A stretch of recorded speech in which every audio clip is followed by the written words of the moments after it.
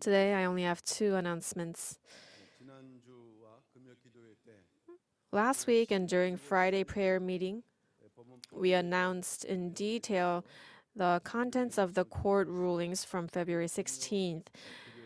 And the explanation given on Friday was especially beneficial in understanding the details of the rulings. We are planning on editing the video to shorten the time so that the rest of the congregation can also watch it. Among the recent court rulings, there was also a decision where the court accepted the breakaway side's claim. And it was because the court ruling said the church's disciplinary actions against some members who attended the conference at the end of July last year, there was some flaws in the procedure. But actually, we found out that the breakaway side had already filed a lawsuit even before this ruling for the injunction came out. And on this Wednesday, there is the trial for another injunction that they reapplied for against the church regarding entry into church. Regarding this matter, the church stands in the position that it will respect any decision of the court. And additionally, we are also in a situation where we have to prepare for the upcoming legal disputes that the breakaway side filed for. Regarding the church entry, we have come to an agreement as to how to respect and implement the court's decision, and that is to encourage the mere supporters to stop participating in the protests, but to attend the church services as saints.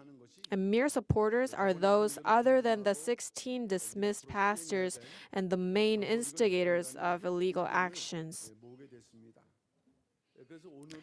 So today, while the breakaway side was protesting, we played a video to convey the church's stance. It's a video, it's short, it's about a minute, and our saints also need to know what it was about. So now we will watch the video that was played to the breakaway side.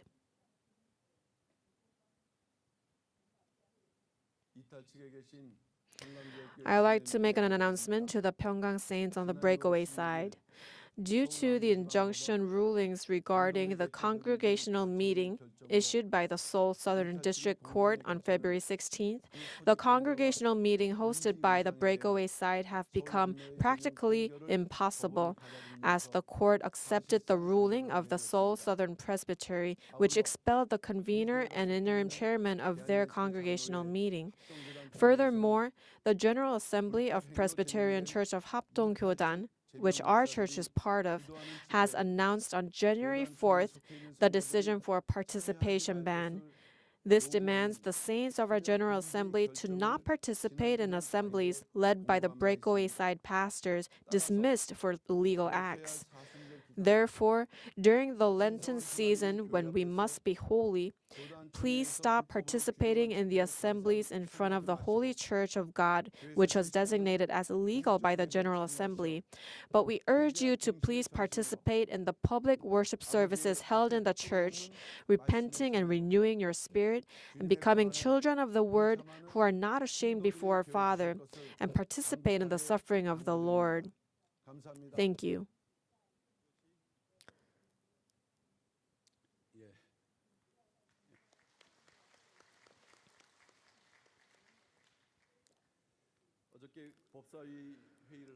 Yesterday, we had the law committee meeting, and as we were discussing, we came to an agreement that we need to deliver this church's position. And as already mentioned, from February 16th and onwards, according to the court's decision, even the breakaway side may enter the church for worship. However, you cannot come after protesting. When we are giving worship right now, at the same time, they were protesting, and actually, today, I think there was a clash at the front gate because they said, we will protest and then go inside and worship. But protesting and worship is different, so we cannot allow that. So, right now, as we respect the decisions of the court and to prepare for the problems that will arise in the future, please understand that this is a way to normalize the church's issues and restore worship. And we ask for your cooperation and prayers for victory in the upcoming legal disputes as well. And from today, starting from today, even during protests, the church's main gate has been opened. And we have announced that you can enter the church by foot or vehicle. And due to this announcement, the breakaway side, although they were unable to block the sidewalk, they blocked the road for the vehicles to come in. So for more than an hour and a half, about 15 vehicles were unable to enter the church. So first of all the saints who had to wait for an hour and a half, I apologize. And this was a decision that was made with the cooperation of the police. But unexpected circumstances arose.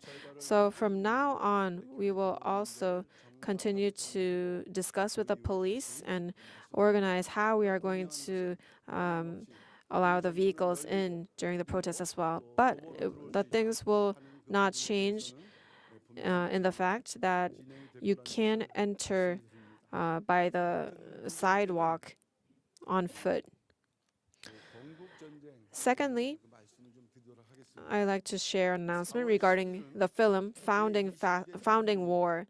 April 10th is the 22nd general election, and all general elections are important, but this one in particular is crucial as it can change the future of South Korea. Moreover, our church elder, Elder Ho Jun-seok, is also running as a candidate for the Kurogu constituency for the People Power Party. And as mentioned in the previous announcement, we ask for your prayers so that he can conduct a fair election campaign until the end. And we also request your prayers so that through this general election, those who love the nation, are honest, and are capable can be elected. Please pray for the upcoming elections. And during this important period, the documentary film, The Founding War, which is about President Lee Seung-man, has become a significant issue among the people of Korea.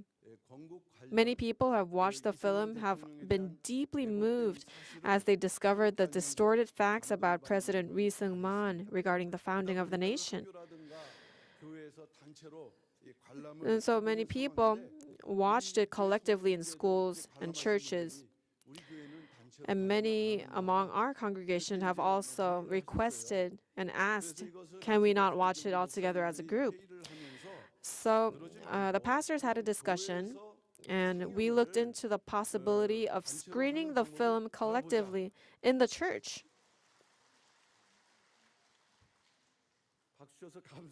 Thank you for your applause, but the conclusion is that we're not able to do that.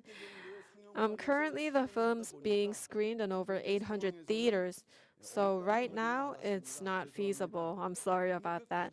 But in that process, what's important is that we found out that Pastor Lee Ho, who has visited our church several times and has given many lectures related to President Lee Seung-man, has actually provided significant help in producing this film and was directly involved in it.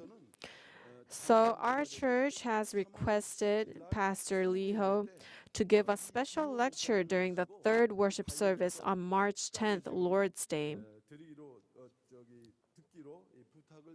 We have already made this request. Actually, we already know a lot about this through the Modern and Contemporary History of Korea series written by our founding pastor. But I believe that through the lecture and film, it'll be an opportunity to have a more vivid understanding. Depending on the theater, there are places where this week will be the final week that the film will be screened. So we ask that if you have time and the opportunity, to please watch the film to learn about the correct history of South Korea. And also, we ask that you will come to the third worship service on March 10th, as we have a special guest speaker. This is a way to uphold the correct history, and during this important period, it's an opportunity to gather a heart of love for the country. So, in order for God's glory to be revealed in the general election, I ask for your efforts to participate in these. Thank you.